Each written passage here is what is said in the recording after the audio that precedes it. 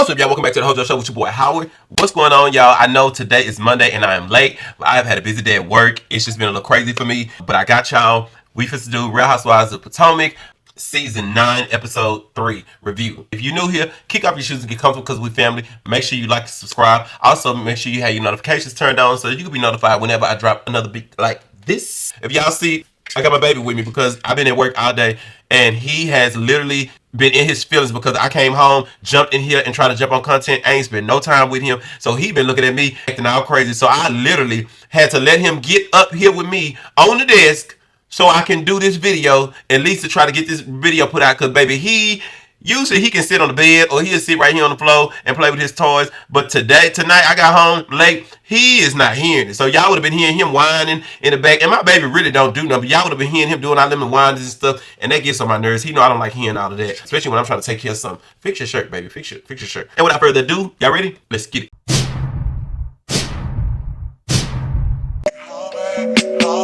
Yes, I'm jaded.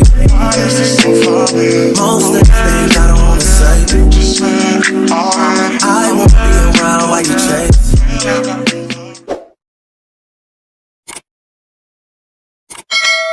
Alright, so I'm gonna be straight up with y'all. Potomac is not being very interesting like I was thinking in the beginning. So what I'm gonna do is I'm just gonna go through the key points of the show that stood out to me that I wanted to point out. Of course, it's obvious Gizelle gonna get the business because I see through her so easy. But anyway, we're gonna get straight into it. Alright, so the show starts off with Gizelle putting the girls out from this event. My thing is this.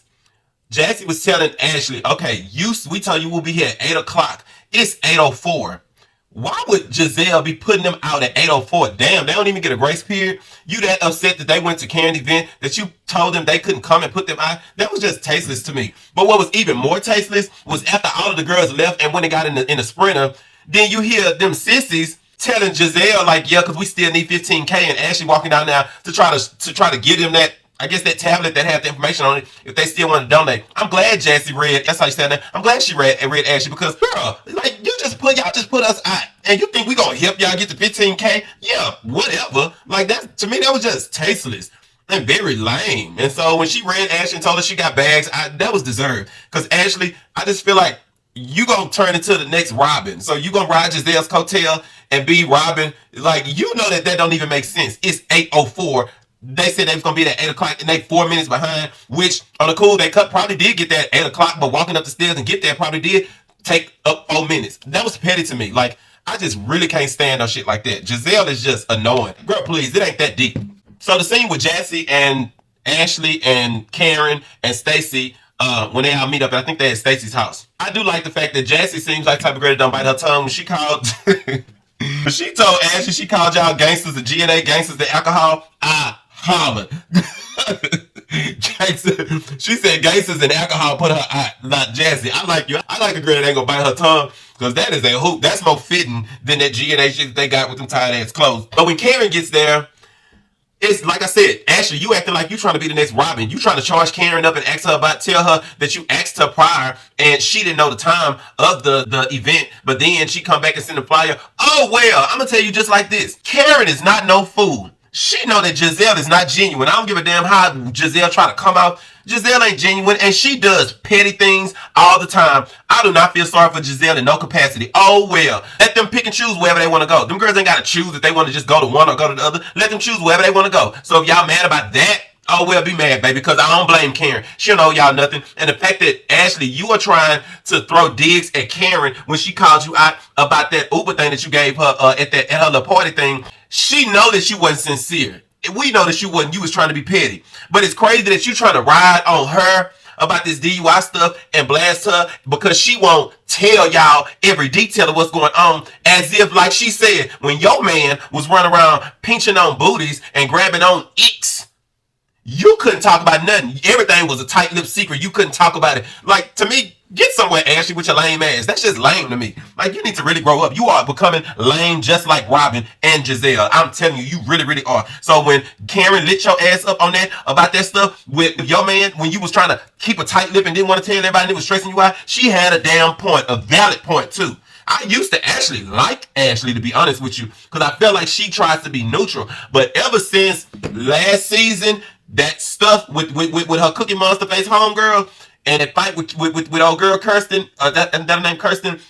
Ashley, you ain't no good. You showed me. You really turned my stomach sour and put a bad taste in my mouth ever since then. So I don't even look at you as being genuine and just like trying to be fair with everybody like that. I'm on neutral. I really don't. You really tired too on the cool. This scene with Mia and Ink. This stuff with Mia, she's a big liar for one. So this girl says that her and Ink were high school sweethearts. First of all, okay, y'all may have dated in high school. The little picture, prom picture, whatever y'all did in school, y'all may have dated in high school. But it's the fact that, Mia, you are trying to make it seem like you and this man was a match made in heaven and y'all just broke apart for a little bit and found each other again. As if you went in a relationship married to a man for 11 years. Gordan was your husband. Stop trying to make it seem like Gordan is this weird pervert that's infatuated with you that just like giving you money. That's how this is coming out with you and Gordan, because it's like you went from this man being your husband to now it's almost like you make it seem like he's the third wheel. He stays in an apartment in the same building that we're in. It's convenient and we love it for the children, but sometimes we got to get an Airbnb because we don't have to worry about pop-ups. It's like Gordan is just this weird, freaked out perv that you, a stalker that you don't like dealing with, but you deal with because he fund a lot of your trips and the fancy things that you like. Stop it, baby. You move like a high-class call girl. That's really it. Like, Mia, you on the cooler no different from the other sex workers that's in the industry. I'm just being honest with you. You give very much sex worker vibes, like with this energy, with this boy Ink. Like, girl, please, like you and this man started creeping and all this stuff now over the last year or so when you and Gordan start going downhill. And if we really being honest, you wouldn't be with Ink if that stuff didn't kick off with Gordan and y'all family and their practice and the way they did y'all with their money. You would still be with Gordan. You only left Gordan because the money ran dry, which proves my point. You are a whore. You was with him for the benefit, but you went ahead and married him because you wanted to be secure with the money. That's how a lot of hoes do. Look at well, I was gonna say some names. Let me not do that because I'm gonna show the story with Pamela Anderson. Anyway, we ain't gonna do that. This was crazy to me. Jacqueline come over there with her kids and her boyfriend. Her man PP, whatever his name is. They just always have had this weird, freaky type of situation. What I don't get is that Jacqueline is saying that when you and Ink split up for whatever reason, he was trying to shoot at Jacqueline. That's crazy to me. And not only that, that was a red flag. Then when y'all standing in the kitchen talking and y'all are referencing what the PP stand for, Jacqueline, you mentioned the other two things that the PP stand for. Then you ended it saying that the PP stand because he have a big penis. Like, what kind of weird, freaky relationship dynamic do y'all got going on? Y'all share men? Y'all lay up with each other? Y'all just got some weird, freaky shit going on with you and Mia. I'm sorry, it's very weird. But it's crazy that this man of Jacqueline's ex, Ink, did he have any kids? And he said, yeah, and the camera diverted to Jeremiah. So, have we confirmed this? Jeremiah. So, Ink think Jeremiah is his, and Gordan think Jeremiah is his too? Mia, what kind of Jerry Springer shit you got going on? You are a wild whore. The camera literally went straight to Jeremiah when this man said that. We not dumb. So can you at least get this confirmed? Why does this have to be drawn out in the storyline? You finding out who the father is. You should have been prioritized that. What kind of ghetto Maury Povich shit? Get your shit together, Mia. Yeah, and then lastly, because I'm just going through the scenes that were good to me. Lastly, this scene with Gizelle, Stacey, Jassy, Wendy. When Gizelle stated before Stacey and Jassy got there that they don't know Karen, like you knew Karen, so you got to get them away from Karen because they don't really know the real Karen. You got to get them away so you can kind of convince them who the real Karen is. Who does that? That's like some miserable, bitter, petty, messy stuff. Gizelle, you set your lame ass in that first episode when you was on your way to go and pick Karen up and you talked about how you was genuinely concerned about Karen, you love her, and you want the best for her. We not even into the 4th or 5th episode. This is the 3rd episode and you are trying to congregate and get these new girls away from Karen so you can try to persuade and influence them into seeing Karen from a different light than they already do. That's foul behavior. That's why I would never feel sorry for a hoe like Gizelle. Like, I never will, because she brings things on herself. Like, she is so messy and bitter, but they love to keep her around because she gonna keep the mess going. But I do like the fact that Karen is not gonna let y'all make it. You can't just get Karen like that. Even though this stuff is going on with Karen and DUI, like, I hate that it happened. I'm glad nobody got hurt, her or, anybody else. But I just still feel like I knew y'all was gonna try to drag this through the storyline to just use it as a dig. And Gizelle ain't letting up. She's steady trying to make all of this a big thing to make Karen look like she's a bad person.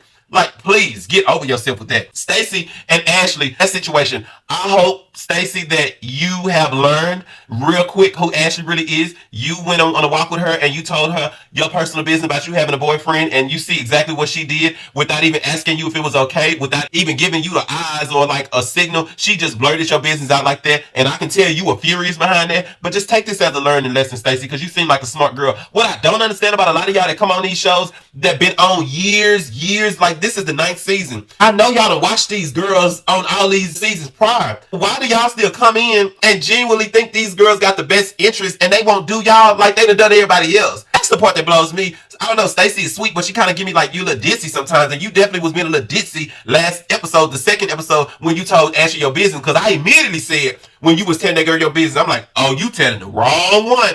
How you didn't get that though, I don't get it. But I hope this was a learning lesson for you real early and you realize who Ashley really is, because that's who she really is. That's just being honest. And for the most part, y'all, that was really it, the scenes that I really liked. I mean, the scene with Gizelle and Jamal Bryant and the two girls getting ready for this little date or whatever, that was lackluster and lame. Gizelle is not that interesting to me. On the cool, the hairdresser that Gizelle got, I'm gonna be honest with y'all, she should have been let him go. He's horrible. I can't believe well, then again, I was just saying, I can't believe she's had him around that long, but then again, she's had him around that long. I guess they really are friends.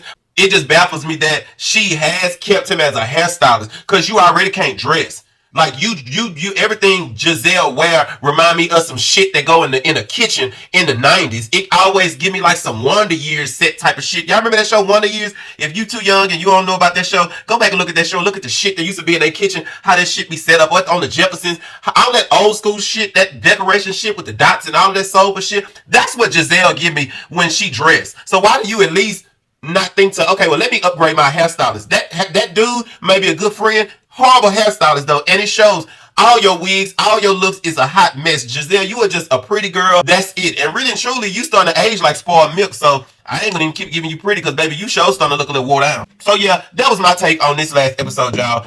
It wasn't really nothing else that really stood out to me like that. I ain't gonna even lie. I thought that the season was gonna be a little more interesting, but actually it's not really giving that much. But yeah, that was it. So drop down in the comments. Y'all tell me what y'all thought about this episode. Listen, I love you guys. Make sure y'all continue to like and subscribe. Also, make sure y'all continue to like and subscribe. Also, make sure you have your notifications turned on so you can be notified whenever I drop another banger like this. Tell them, like, share, and subscribe. I love y'all. Peace.